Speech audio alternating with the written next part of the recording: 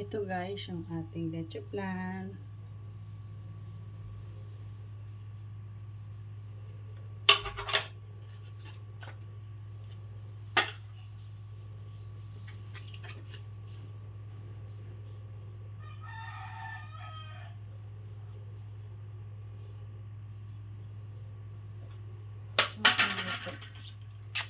Super luto siya.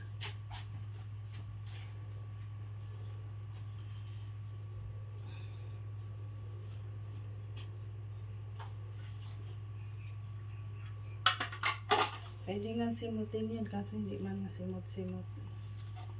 Hindi kasi talaga nasisimot yung caramel sugar. Ayan po.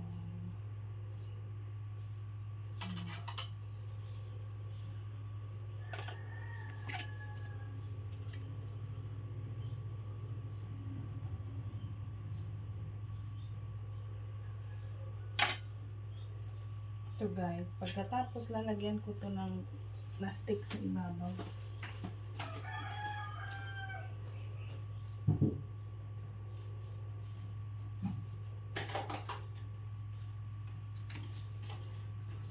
Gumagamit ako dyan guys ng transparent na plastic dito sa ibabaw ng leche plan para hindi siya magmukhang luma kapag nasa display ng shop, kasi dinadala ko to sa coffee shop.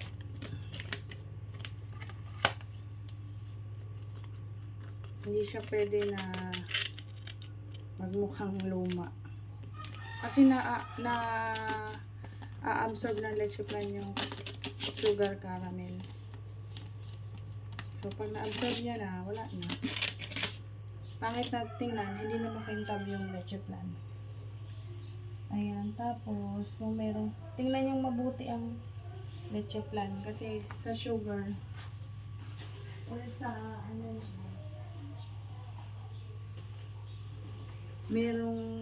kung meron siyang itim-itim yung sa sugar, alisin nyo kasi ang pangit tingnan.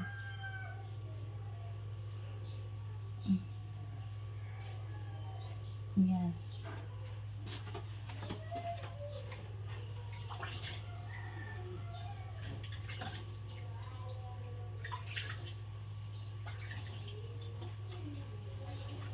Titingnan talaga natin mabuti yan. So, ito, meron dito sugar syrup, pwedeng ilagay. Natutunan kasi ito eh.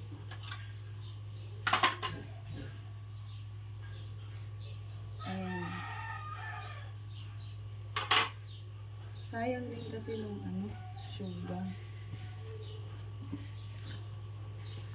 So, lagyan nyo ulit. Pagkatapos yung i-check yung product kung okay na. Sa kanyo na yan, takpan.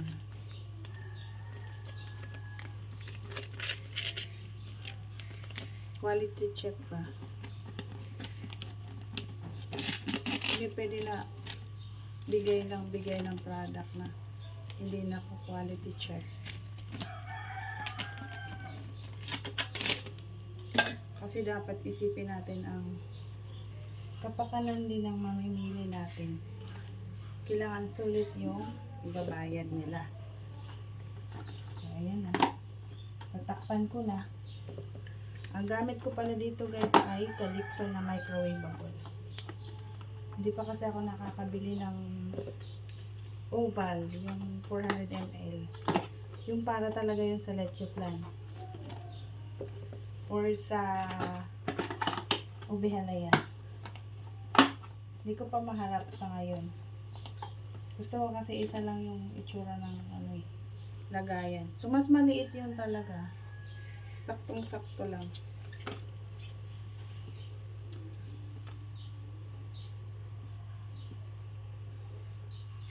Ayan guys, oh. Kuhang-kuha. Makinis talaga ang leche flan kapag mahina lang yung apoy. Mahinang apoy. Tapos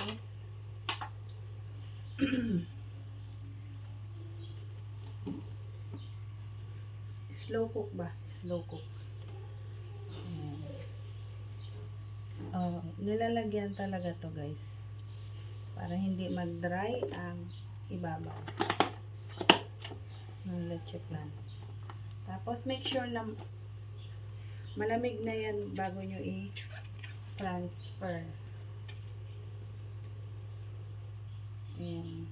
Ito lutong-luto. Pag mga ganito, lutong-luto siya, oh. Hindi kasi pare-pareho ang init ng ano, ng steamer. Diba? May mga almost perfect. Sana lahat perfect. Siguro sa bake. Pag mag-bake. Iniisip ko kaya ba yun sa bake? Kasi ang isang bake, ilang piraso ba yun? 24? 25? Kaso kung, diba? Kung yung bake natin, hindi pa tayo dun, ano, tawag dun? Hustler, hindi pa tayo dun. Tawag dun? Hindi kabisado pa. Okay lang kung sa electric oven guys. Pero kung sa gas, hindi ko ma-sure. O, diba? I-quality check ang product. Okay. Kung malabo ang mata mo, naku, magsalamin ka talaga.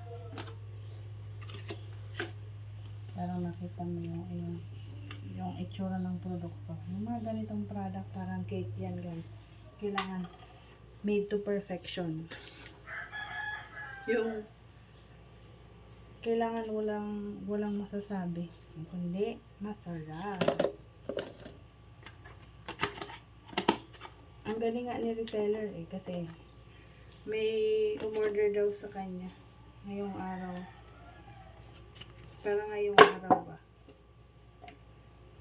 So, hindi matitenga yung product doon sa coffee shop. No? Magaling.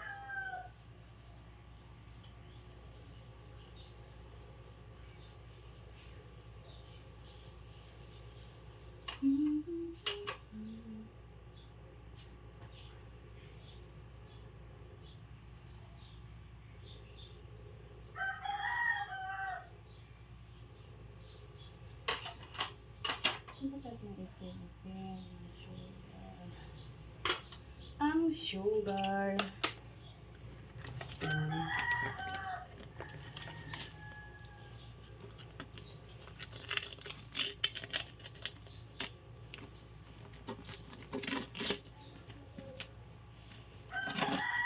Yung sinasabing low cook, guys, hindi yun yung halos mamatay na yung apoy. Hindi yung ganun. Dapat yung makakaluto siya, makakapagpakulo, ganun. Ayan. Ito yung unang batch. Unang batch natin ng leche plan.